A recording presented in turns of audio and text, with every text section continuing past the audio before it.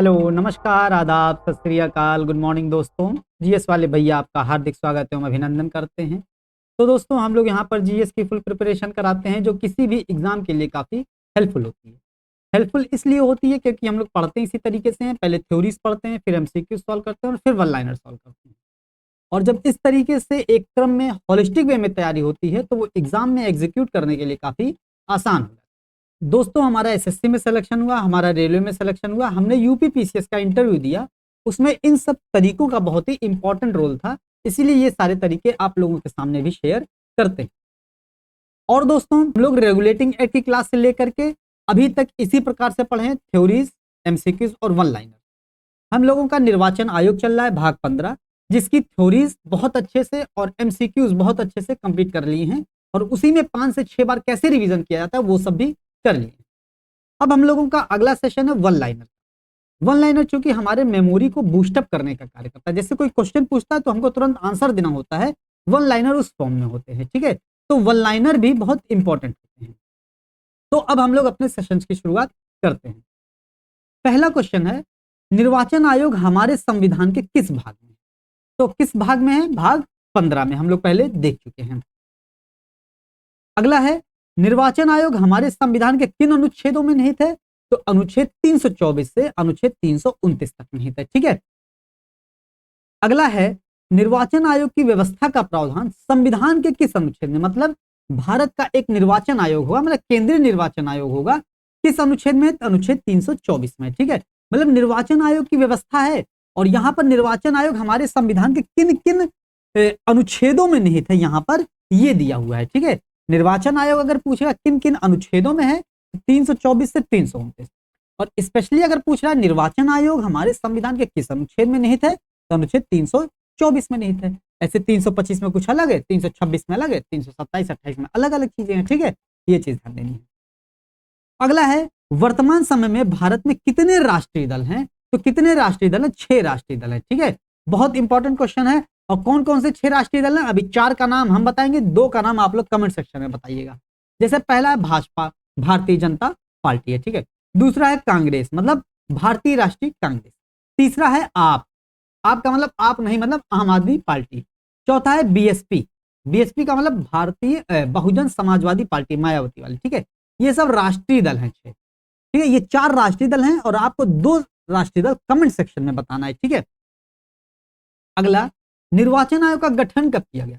तो निर्वाचन आयोग का गठन हम लोग पहले थ्योरीज में पढ़ चुके हैं, एमसीक्यूज में भी सॉल्व कर चुके हैं, 25 जनवरी 1950 को। और राष्ट्रीय मतदाता दिवस इसीलिए 25 जनवरी को मनाया जाता है, ठीक है, इंपॉर्टेंट है। अगला है, लोकसभा में अनुसूचित जाति मतलब शेड्यूल्ड कास्ट की आरक्षित सीटों की संख्या कितनी? लोकसभा में कुल अगर 543 सीटें हैं तो एससी के लिए, अनुसूचित जाति के लिए उसमें 84 सीटें निहित हैं, ठीक है। और एसटी के लिए 47 सीट निहित है, ठीक, मतलब आरक्षित है। और टोटल अगर जोड़ देते हैं तो 131 सीट एससी और एसटी के लिए 543 में से आरक्षित है। क्वेश्चन पूछा जाता है एग्जाम में, ठीक है, इंपॉर्टेंट। अगला है, निर्वाचन आयोग किस प्रकार की संस्था है? अभी ऊपर हम लोग देख चुके हैं अनुच्छेद 324 से 329 तक निर्वाचन आयोग का प्रावधान है, तो इस प्रकार से निर्वाचन आयोग संविधान में वर्णित है, तो ये संवैधानिक संस्था हो जाती है, ठीक है, ये आंसर हो जाएगा।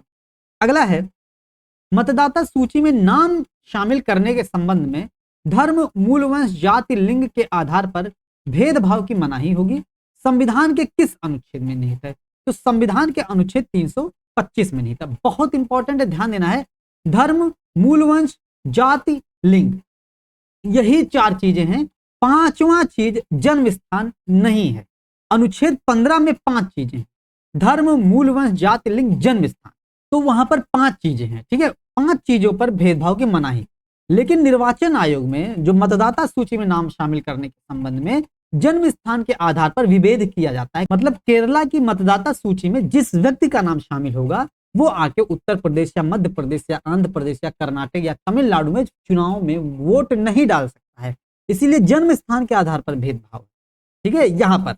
लेकिन कानून के समक्ष समानता का अधिकार है और अनुच्छेद 15 भी कह रहा है कि धर्म, मूल वंश, जाति, लिंग, जन्म स्थान के आधार पर कानून के मामले में कोई भेदभाव नहीं होगा, ठीक है। आप कहीं भी रहें, कर्नाटक में रहें, केरला में रहें, उत्तर प्रदेश में रहें, जम्मू कश्मीर में रहें, अब कहीं भी भेदभाव नहीं होगा आपके साथ जन्म स्थान के आधार पर, ठीक। लेकिन अनुच्छेद 325 और अनुच्छेद 15 में यही अंतर है, ठीक, ध्यान दीजिएगा। अगला है, भारत में कौन कौन से 6 राष्ट्रीय दल हैं? अभी ऊपर देख चुके थे, भारत में कितने राष्ट्रीय दल हैं? 6 हैं। तो 6 हैं तो कौन कौन से? एग्जाम में क्वेश्चन पूछा जाता है। एक भाजपा हो गई, भारतीय जनता पार्टी, दूसरी कांग्रेस हो गई, भारतीय राष्ट्रीय कांग्रेस, तीसरी बसपा हो गई, बहुजन समाजवादी पार्टी, चौथी आप हो गई, आम आदमी पार्टी, पांचवा इंपॉर्टेंट, भारतीय कम्युनिस्ट पार्टी के बाद मार्क्सवादी लिखा है। ये ध्यान दीजिएगा, भारतीय कम्युनिस्ट पार्टी अलग है और भारतीय कम्युनिस्ट पार्टी मार्क्सवादी अलग है। तो मार्क्सवादी जो है वो नेशनल पार्टी है, ठीक है, ये ध्यान दीजिएगा। भारतीय कम्युनिस्ट मार्क्स पार्टी मतलब मार्क्सवादी जो है, ठीक।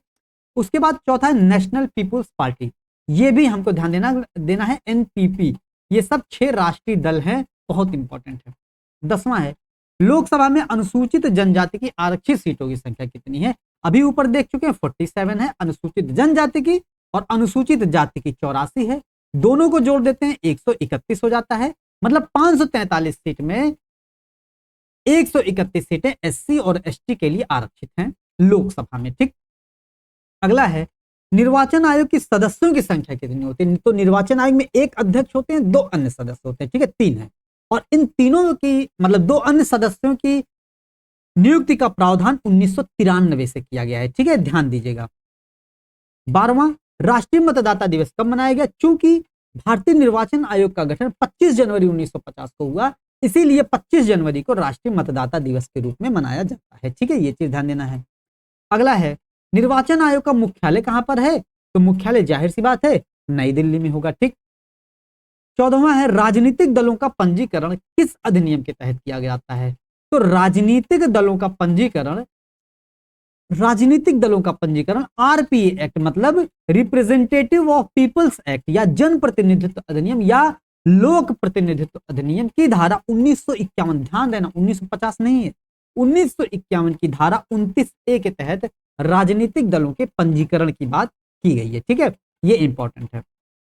अगला है, लोकसभा में अनुसूचित जाति अनुसूचित जनजातियों की कुल आरक्षित सीटों की संख्या कितनी? देखिए, इसी सेशन में ये तीसरी या चौथी बार बताने जा रहे हैं।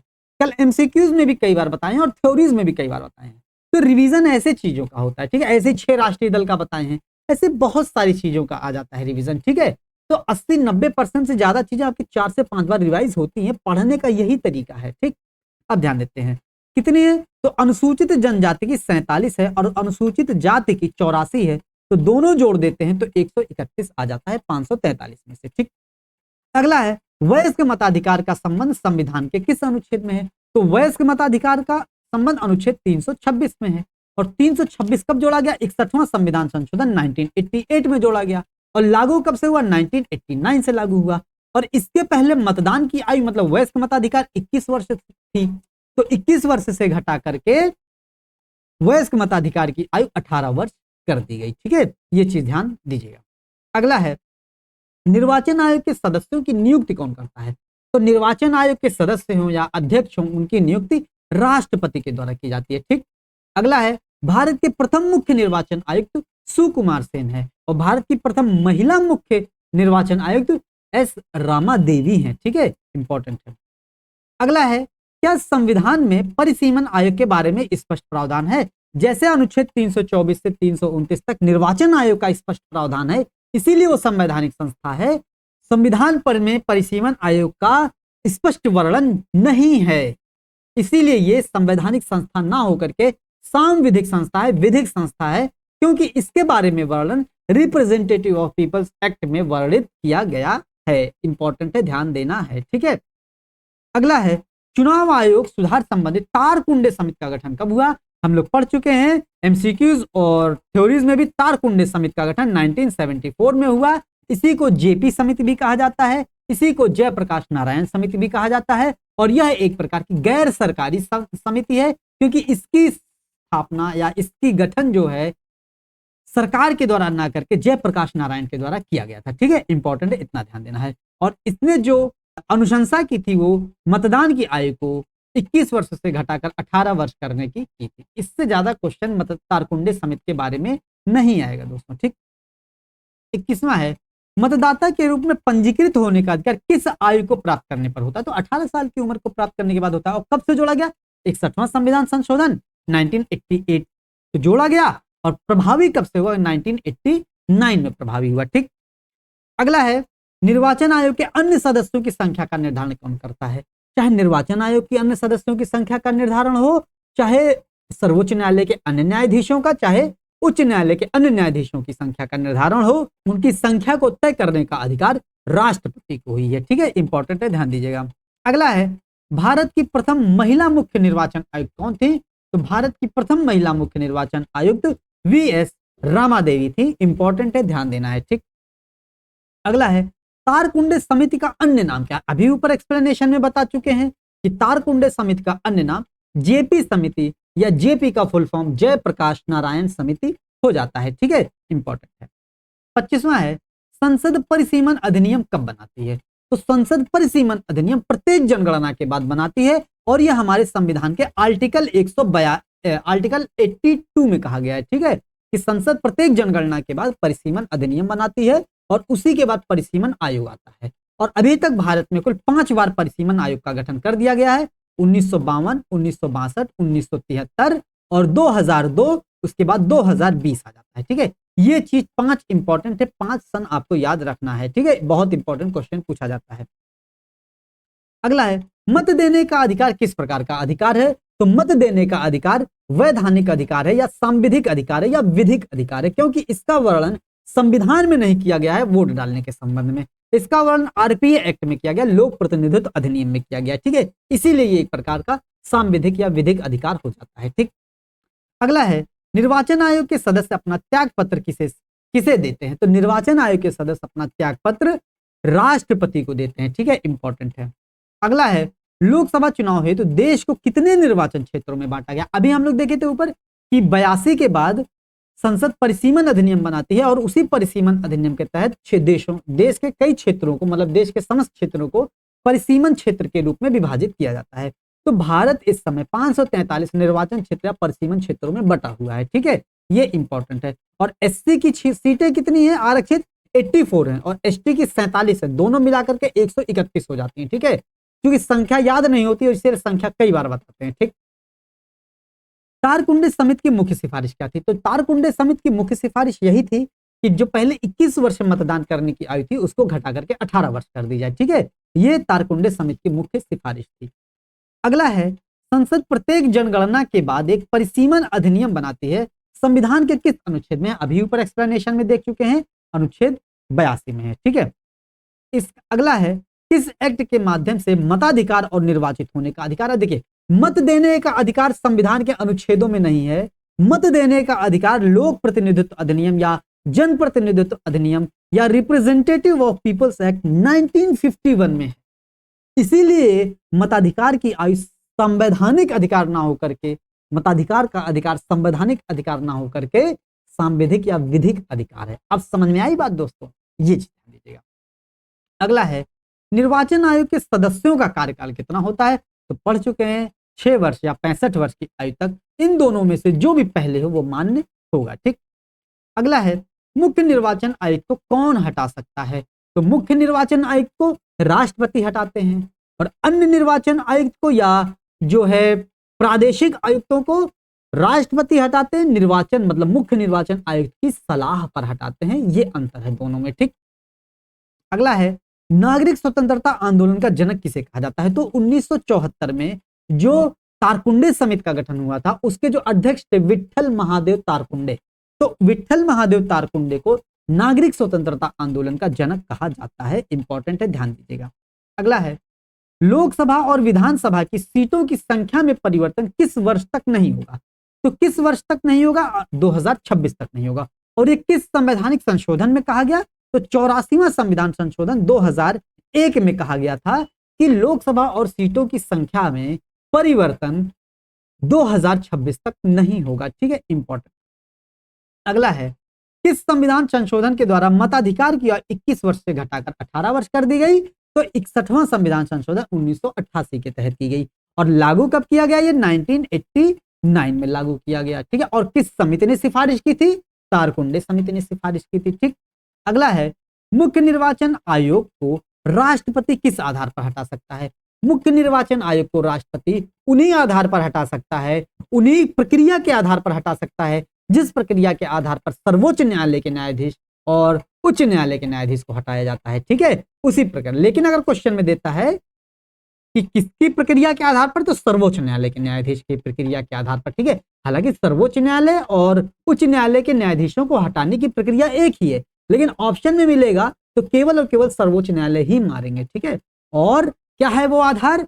साबित कदाचार या असमर्थता के आधार पर प्रत्येक सदन से 2/3 बहुमत से पास होना चाहिए और उसी सत्र में राष्ट्रपति के पास जाना चाहिए। ठीक है, ये चीज ध्यान देना है।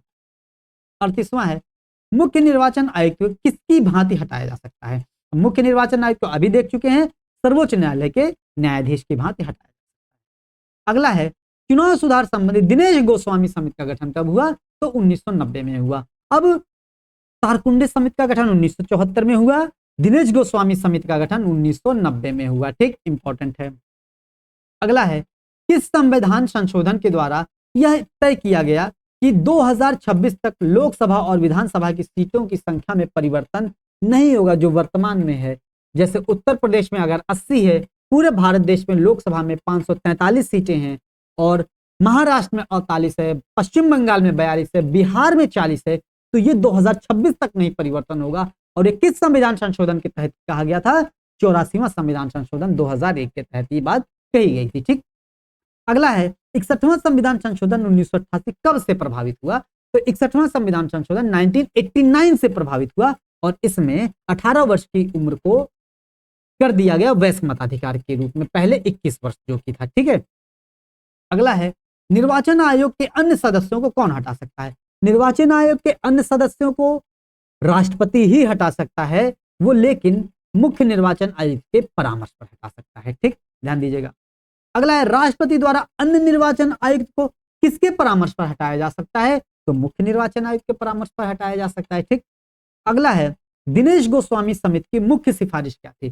तो दिनेश गोस्वामी समिति की मुख्य सिफारिश क्या थी? लोकसभा चुनाव के सरकारी निधियन की थी। तारकुंडे समिति की मुख्य सिफारिश क्या थी? जो कि 1974 में आई थी। तो तारकुंडे समिति की मुख्य सिफारिश 21 वर्ष की मताधिकार की आयु को घटा करके 18 वर्ष कर दिया जाए।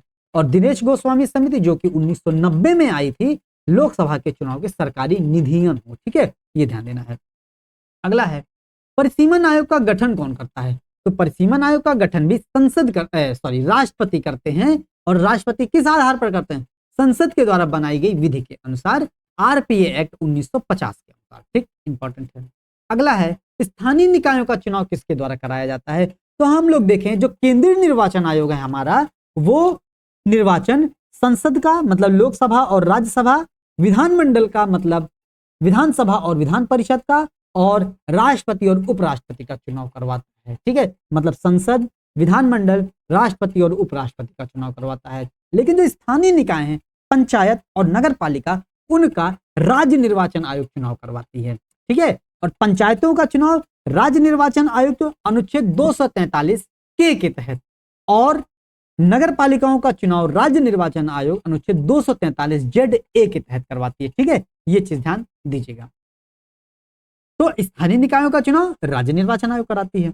अगला है, निर्वाचन आयोग के सदस्यों के वेतन एवं सेवा शर्तों का निर्धारण कौन करता है? वेतन और सेवा शर्तों का निर्धारण राष्ट्रपति करता है। ठीक, अगला है, मुख्य निर्वाचन आयुक्त एवं अन्य निर्वाचन आयुक्त को वेतन किसके बराबर मिलता है? तो इनको वेतन सर्वोच्च न्यायालय के न्यायाधीश के बराबर मिलता है, ना कि मुख्य न्यायाधीश। ठीक है, ये चीज ध्यान दीजिएगा, वेतन और भत्ते। ठीक, तो इसका ध्यान रखना है, सर्वोच्च न्यायालय के न्यायाधीश के बराबर। ठीक है, इंपॉर्टेंट है।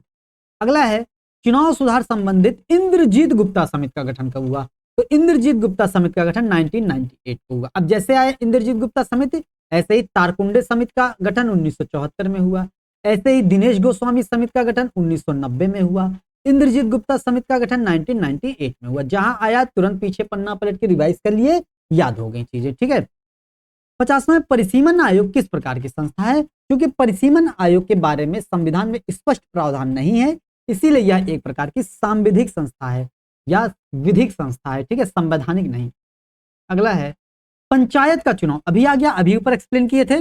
पंचायत का चुनाव राज्य निर्वाचन आयोग के द्वारा कराया जाना संविधान के किस अनुच्छेद में नहीं था? तो पंचायत का चुनाव राज्य निर्वाचन आयोग के द्वारा अनुच्छेद 243 के, और जो नगर पालिका का चुनाव है वो अनुच्छेद 243 जेड ए के तहत भी कराया गया है। इसको हम लोग पंचायत पढ़ रहे थे तब भी रिवाइज किए, नगर पालिका पढ़ रहे थे तब भी रिवाइज किए, अब पंचायत पढ़ रहे हैं तब भी रिवाइज कर रहे हैं। ऐसे रिवीजन होता है और इसमें भी कई बार रिवाइज हो चुका, थ्योरीज, एमसीक्यूज और वन लाइनर में भी दोस्तों, ठीक है, ऐसे रिवीजन होता है।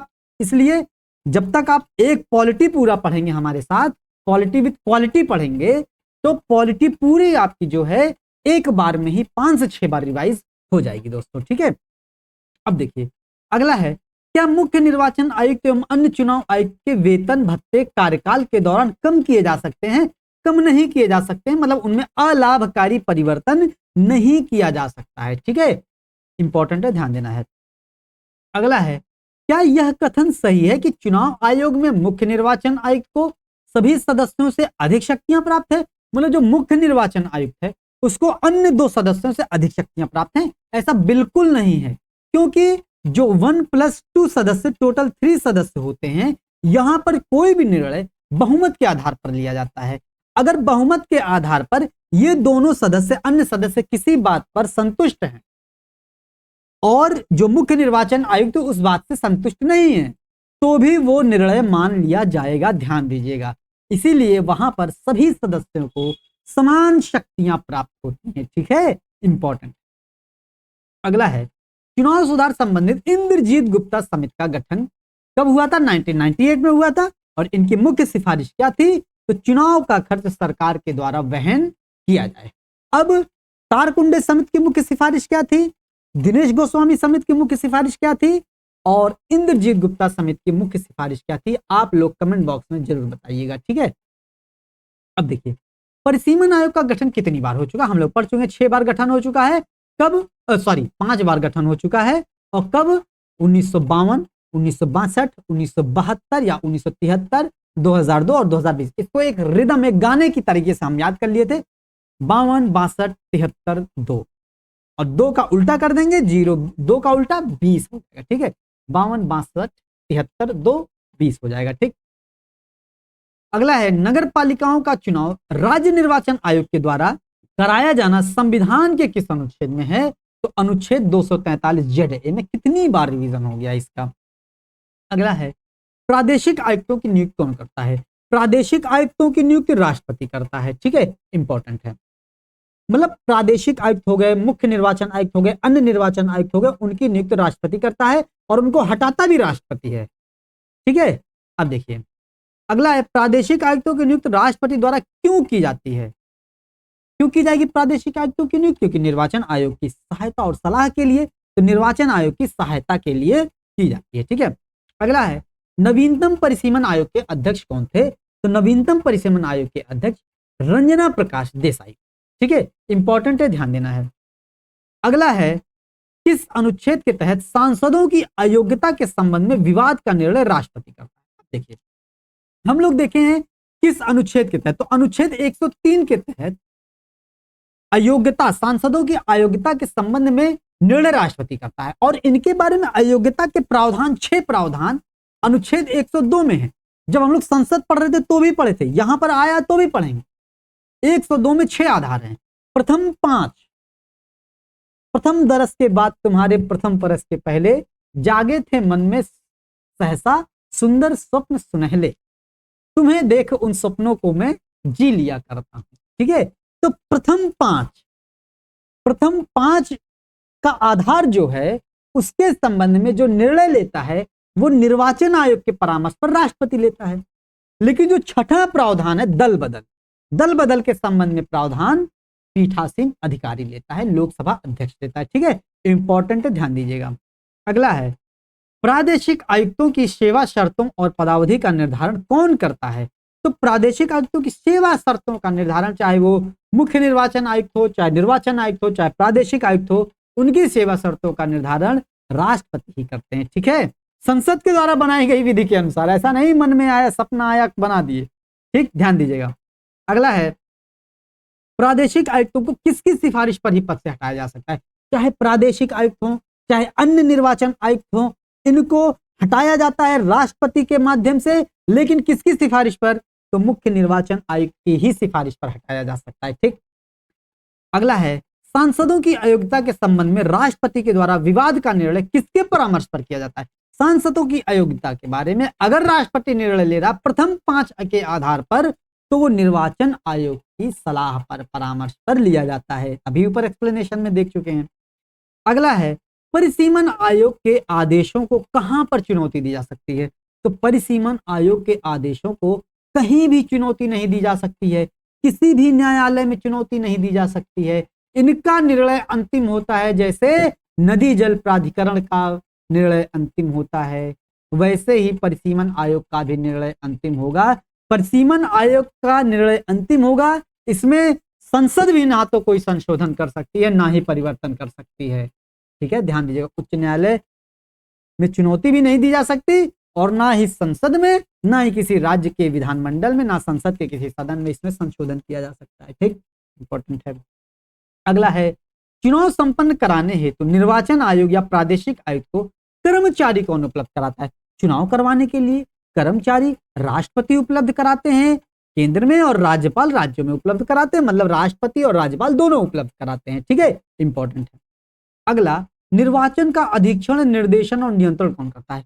निर्वाचन का अधीक्षण, निर्देशन, नियंत्रण निर्वाचन आयोग करता है, लेकिन निर्वाचन के संबंध में अधिसूचना जारी करने का काम राष्ट्रपति का है। बहुत बार पढ़ चुके हैं हम लोग, रिवीजन भी कई बार कर चुके हैं। ठीक, अगला है राष्ट्रपति शासन के दौरान 1 वर्ष के बाद निर्वाचन कराने के संबंध में परामर्श कौन देता है? तो कहीं राष्ट्रपति शासन लगा है, 1 वर्ष के बाद वहां पर चुनाव कराने के संबंध में उपयुक्त परिस्थितियां हैं, अनुकूल परिस्थितियां हैं कि नहीं है, इसके संबंध में निर्णय निर्वाचन आयोग देता है, तब जाके चुनाव करवाए जा सकते हैं। ठीक, अगला है क्या परिसीमन आयोग के द्वारा दिए गए आदेशों को लोकसभा और विधानसभा संशोधन कर सकते? बिल्कुल नहीं कर सकती है, इतना सा भी संशोधन नहीं कर सकती है। ठीक है, और ना ही न्यायालय में चुनौती दी जा सकती, किसी भी न्यायालय में नहीं चुनौती दी जा सकती, चाहे सर्वोच्च न्यायालय ही क्यों ना हो। ठीक, ध्यान दीजिएगा। अगला है लोकसभा और राज्यसभा के संबंध में चुनाव की अधिसूचना कौन जारी करता? अभी बता चुके हैं ऊपर, चुनाव के संबंध में चुनाव का निर्देशन, नियंत्रण और अधीक्षण निर्वाचन आयोग करता है, लेकिन चुनाव के संबंध में अधिसूचना जारी करने का काम राष्ट्रपति करते हैं। ठीक, अगला क्वेश्चन है विधानसभा, विधान परिषद, राज्य एवं संघ राज्य क्षेत्र के चुनाव के संबंध में अधिसूचना कौन जारी करता है? तो विधानसभा के संबंध में अधिसूचना राज्यपाल जारी करता है या प्रशासक जारी करता है। ठीक है, और केंद्रीय चुनाव के संबंध में अधिसूचना राष्ट्रपति जारी करता है। ठीक, लास्ट क्वेश्चन है निर्वाचन संचालन हेतु राष्ट्रपति या राज्यपाल के कर्मचारी उपलब्ध कराने का अनुरोध कौन करता है? तो कर्मचारी उपलब्ध कराने का अनुरोध निर्वाचन आयोग के द्वारा किया जाता है दोस्तों। ठीक है, इतना क्वेश्चन अगर आप कर लेते हैं, हमारी क्लास पूरा निर्वाचन आयोग की 4-5 क्लासेस हैं। 4-5 क्लासेस का मतलब ये नहीं है कि 2 मतलब 6 से 7 घंटे क्लास है, मात्र 2 घंटे की क्लास है। टोटल मिला देंगे आधे घंटे, 20 मिनट, 25 मिनट ऐसे करके अगर आप पूरा मिलाएंगे 10 मिनट 11 मिनट करके, पूरे 2 घंटे की क्लास भी नहीं है। आप अगर 2 घंटे की क्लास कर लेते हैं तो ये सोचिए पूरा भाग 15 तैयार हो जाता है, अच्छे से फुल डिटेलिंग के साथ तैयार होता है। किसी भी चीज की तैयारी करें आप, 2 घंटा तो एक भाग को, संविधान के एक भाग को आपको देना पड़ेगा, और जीवन में अगर आपने 2 घंटा एक भाग को दे दिया तो आपको तैयार हो गया, और कोई सा भी आप एग्जाम देंगे तो दूर जाएगा ही नहीं, है कि नहीं। ऐसे हमारा रेगुलेटिंग एक्ट की क्लास से लेकर के अभी तक इसी क्रम में, इसी फ्लो के साथ चलता हुआ चला रहा है दोस्तों। ठीक है, और आगे भी कुछ भी पढ़ेंगे हम लोग, ऐसे ही पढ़ेंगे, थ्योरीज, एमसीक्यूज और वन लाइन। ठीक है दोस्तों, तो अगर आप इतना कर लेते हैं तो क्वेश्चन आपका बाहर नहीं जाएगा। ठीक, तो दोस्तों इसका पीडीएफ हम टेलीग्राम ग्रुप पर, जीएस वाले भैया के टेलीग्राम ग्रुप पर भेज देते हैं, डिस्क्रिप्शन बॉक्स में लिंक दिया हुआ है, आप लोग ज्वाइन हो जाइएगा दोस्तों। ठीक है, तो दोस्तों उम्मीद करते हैं सेशन आपको पसंद आया होगा, और save water save life channel को लाइक, शेयर एंड सब्सक्राइब। जय हिंद, जय भारत।